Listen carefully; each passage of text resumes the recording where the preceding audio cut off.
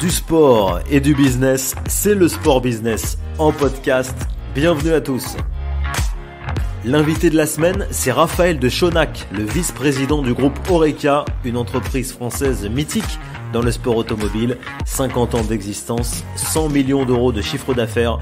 On parle avec lui des activités du groupe et de sa diversification surprenante, puisqu'Horeca arrive dans l'univers du basket. Vous découvrirez ça. Comme d'habitude, si ce n'est déjà fait, je vous invite à vous abonner au podcast. C'est gratuit et cela aide au référencement du programme. N'oubliez pas la note et les étoiles si vous nous écoutez sur Spotify ou Apple Podcast. Un message pour les entreprises qui aimeraient me soutenir dans le développement du podcast et devenir partenaire. N'hésitez pas à me contacter pour en discuter ensemble. contact@lesportbusiness.com ou directement sur LinkedIn. Si vous êtes un média, un producteur et que vous pouvez m'aider à professionnaliser le podcast et à le faire connaître davantage, écrivez-moi. Je m'appelle Mathieu Poplimon et vous écoutez le 32e épisode du podcast Le Sport Business, un entretien enregistré cette fois au téléphone. Bonne écoute à tous.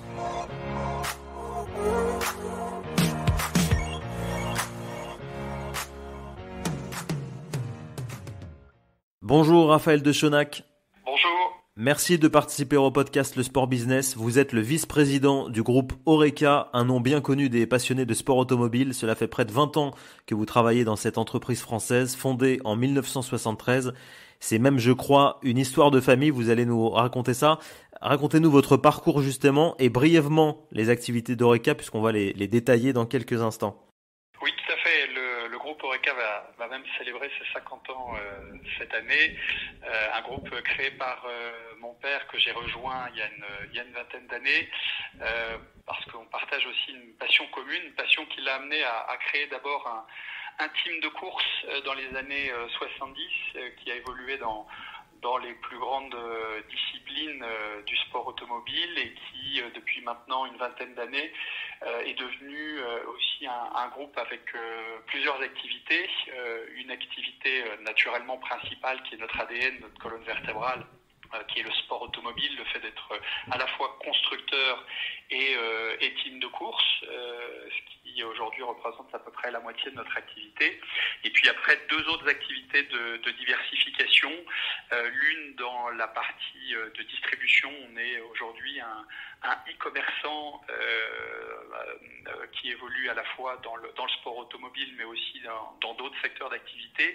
Et puis une dernière activité qui est l'événementiel, qui nous a amené justement à réfléchir aux nouveaux développements et nouvelles diversifications. Pour planter un peu le décor, Raphaël, et que nos auditeurs comprennent le poids de votre entreprise, combien de salariés aujourd'hui travaillent chez Horeca? Quel chiffre d'affaires et dans quel pays aussi vous êtes implanté? Horeca, c'est à peu près 300 collaborateurs, collaboratrices, la moitié sur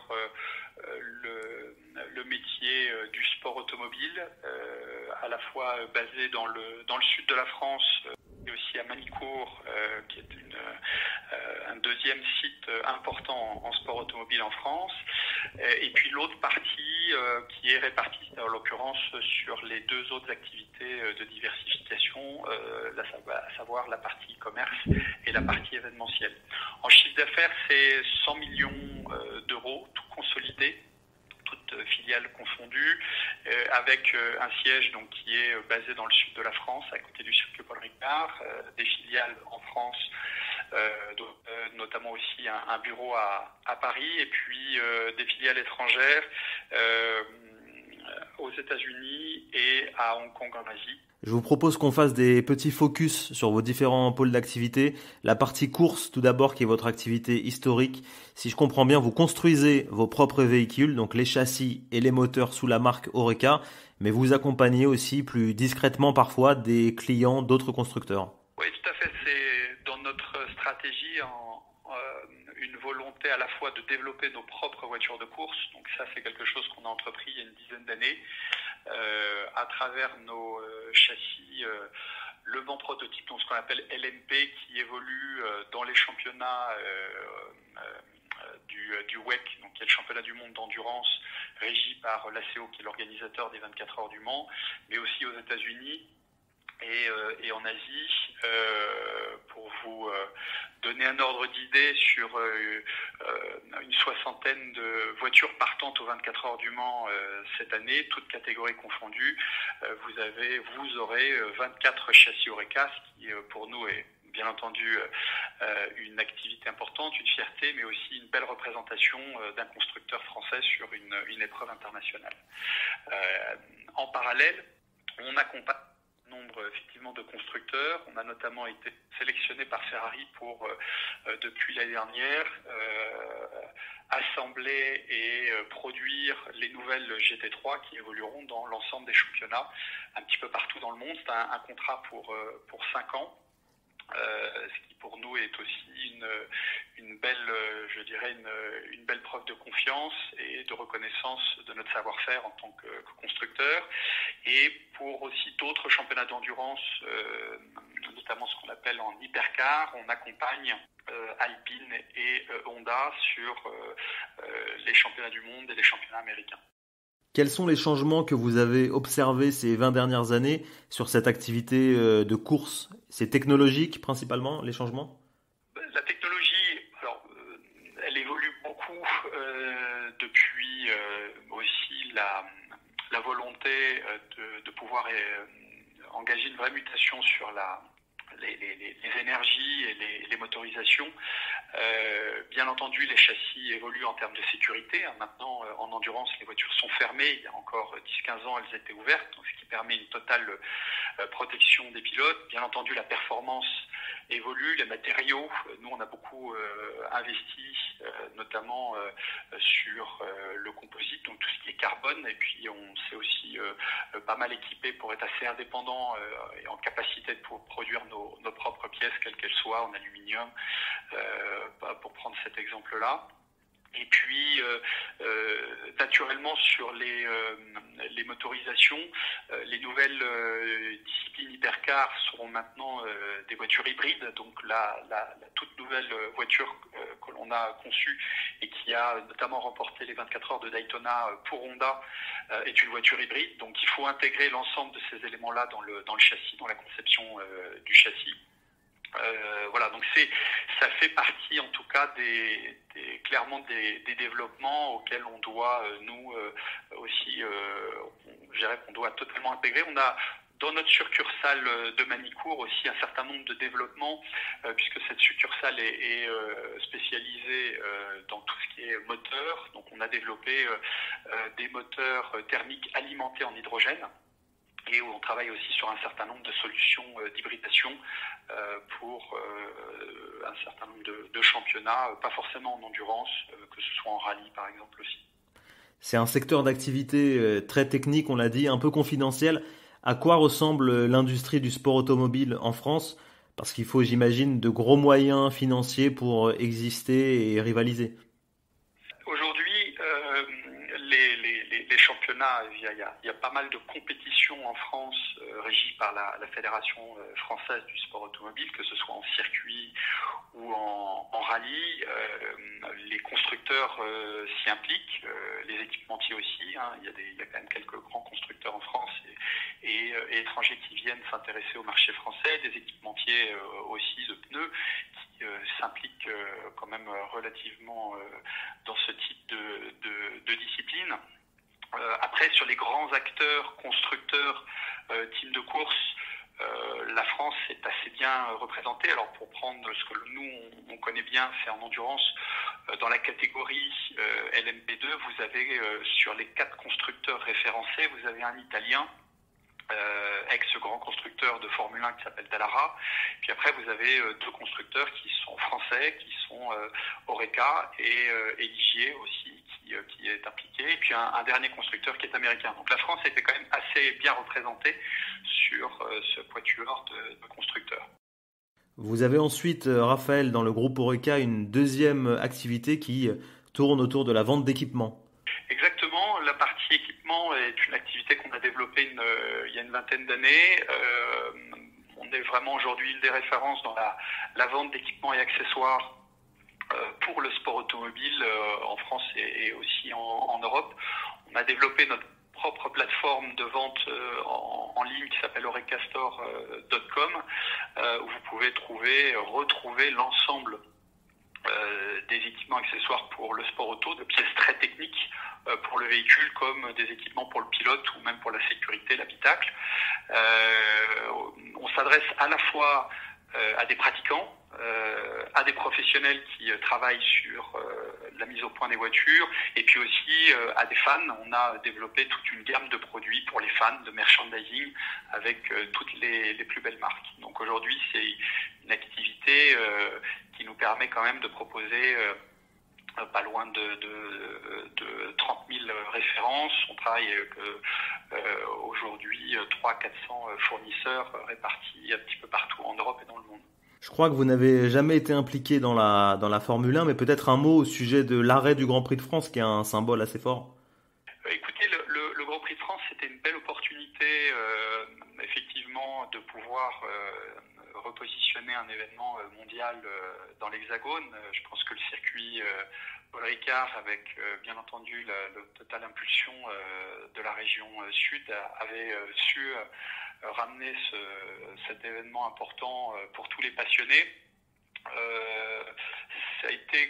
Il y a eu quelques besoins de réglage au démarrage, mais ces dernières années, malgré le Covid, il y a eu 2 dernières éditions qui ont plutôt été des gros succès et qui ont permis quand même de mettre en évidence le fait que organiser des événements internationaux en France, c'est quelque chose qu'on sait faire. Voilà, après ce sont des cycles. Là, il y a un arrêt, ça ne veut pas dire que ce sera un arrêt définitif, peut-être que ça reviendra dans le futur. La F1 évolue beaucoup en ce moment, a des nouveaux marchés aussi à aller séduire. C'est devenu un spectacle très recherché, planétaire. Donc oui, c'est un arrêt, mais j'espère plutôt une pause qu'un arrêt définitif.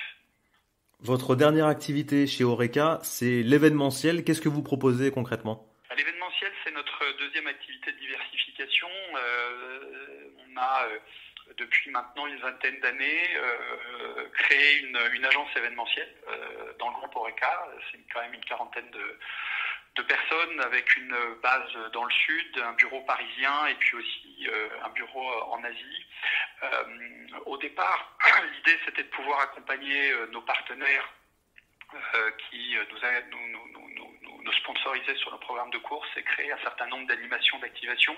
Et puis peu à peu, on a commencé à travailler avec des constructeurs qui nous ont aussi sollicité pour leurs besoins d'activation pour leurs clients, leurs prospects, et peu à peu on est devenu aujourd'hui une agence référence pour tout ce qui est activation marketing, c'est-à-dire tout ce qui est roadshow, pour des tests véhicules pour les clients ou pour les prospects, pour tout ce qui est aussi lancement de produits, lancement presse, essai presse pour un certain nombre de constructeurs en France et aussi en Europe. Et puis aussi on organise pas mal de formations produits dans le réseau. En parallèle, on a en partenariat avec le circuit Paul Ricard la gestion d'une piste qui s'appelle le Driving Center ici dans le sud, qui nous permet de développer un certain nombre de produits, de séminaires, incentives, stages de pilotage. Donc voilà, on a une gamme de produits en tant qu'agence événementielle et de savoir-faire assez large, travaillant à la fois avec des annonceurs, mais aussi des grands constructeurs équipementiers, que ce soit en France, en Europe ou même en Asie.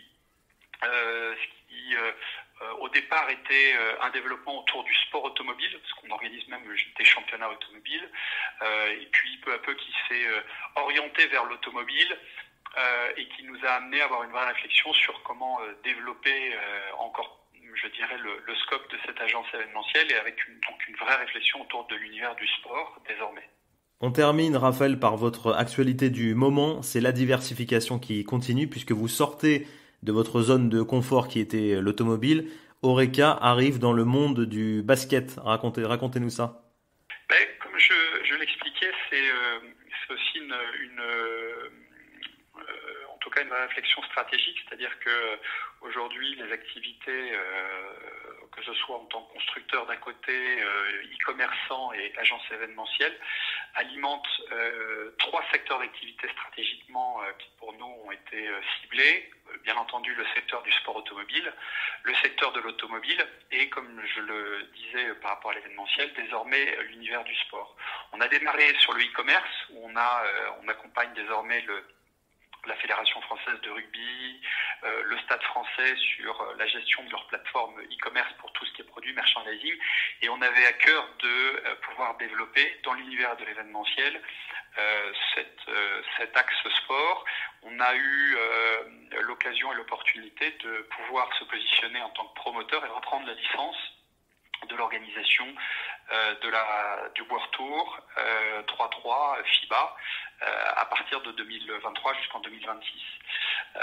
Donc on a naturellement sauté sur cette occasion parce que ça correspondait pleinement à notre objectif de développement dans l'univers du sport, mais aussi parce que le 3-3 est une discipline qui, bien entendu, s'organise depuis quelques années en France, mais qui reste encore une jeune discipline, d'ailleurs jeune discipline olympique, qui fera en tout cas des heureux sur les Jeux Olympiques 2024, puisque sera présente notamment sur la Concorde avec un certain nombre un programme assez riche. Et il y a une volonté de la FIBA de pouvoir développer toute une tournée mondiale qui s'appelle le World Tour, et il était important pour eux qu'il y ait une édition en France. Donc on a, après avoir évalué un certain nombre de destinations, décidé d'installer cet événement pour 2023, et l'idée c'est en même temps de construire quelque chose sur le long terme à Marseille. On est bien entendu des locaux d'étape, mais en même temps l'ancrage pour nous territorial était important, surtout pour lancer un événement de cette dimension. Et en même temps, ce qui nous intéressait, c'est que le 3-3, c'est un petit peu à l'instar du sport automobile, c'est en tout cas les disciplines dans lesquelles nous on évolue, c'est un sport qui est proche de ses fans, proche, je dirais, d'un certain nombre de valeurs assez orientées sur la solidarité et notamment un côté très spectaculaire, très intense. Donc on y retrouvait quand même un certain nombre de points communs avec les autres univers du sport qu'on connaissait. C'est ce qui ça nous a aussi beaucoup séduit et qui a séduit nos partenaires, notamment la ville de Marseille et département Bouches-du-Rhône, qui aussi nous accompagnent sur cet événement-là. Merci d'avoir été avec nous dans le podcast, Raphaël de Chonac. Je rappelle que vous êtes le vice-président du groupe Horeca.